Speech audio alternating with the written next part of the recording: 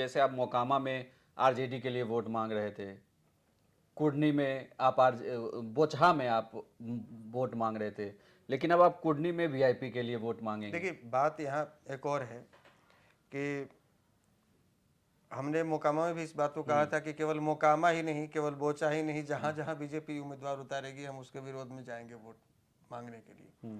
यहाँ पर हमारा यदि छोटा भाई जो हमारे साथ में शुरुआती दिनों के सहयोगी रहे हैं, वो यदि चुनाव लड़ रहे हैं तो यहाँ फिर दल कोई मायने नहीं रखता है।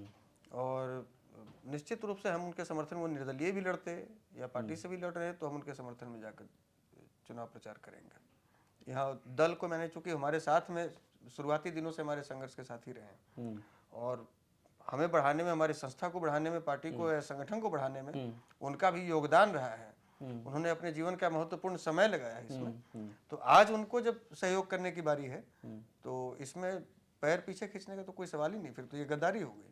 तो आपको क्या लगता है कि क्या कुर्नी में आरजेडी या बीजेपी की तरफ से उम्मीदवार देने में गलती हो रही है कि एक ने कुशवाहा उम्मीदवार दिया, एक ने गुप्ता उम्मीदवार दिया, और जो तीसरी बड़ी जाति थी उसे अब वीआईपी टिकट दे रही है? देखिए ये तो या यहाँ इंतजार भी चल रहा था कि कौन किसे टिकट दे रहा है, उसके बाद घोषणा की जाएगी?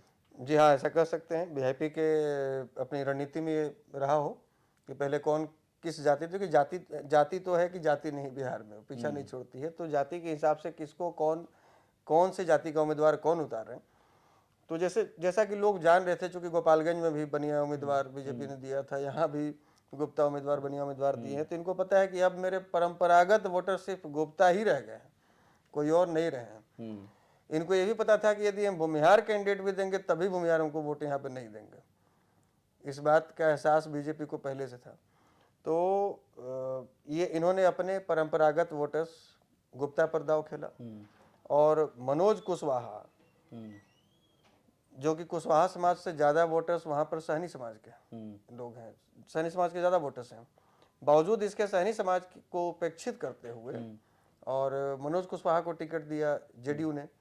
तो सहनी समाज में एक रोष है और साथ ही साथ भूमिहार समाज भी उपेक्षित महसूस कर रहा है कि भाई 40,000 हमारी यहाँ पर भागीदारी है, 40,000 हमारे वोटर्स हैं, तो भाई हमें टिकट क्यों नहीं।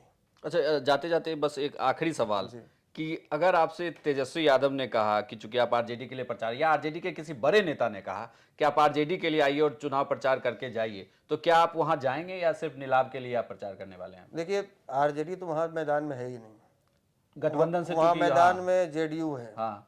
और यदि आप बात करें ईमानदारी पूर्वक ऑन कैमरा की बात हम कह रहे हैं, हम नीतीश जी का शुरू से विरोध किए हैं और हमें लगता है कि उनकी रणनीति हमको पसंद नहीं है।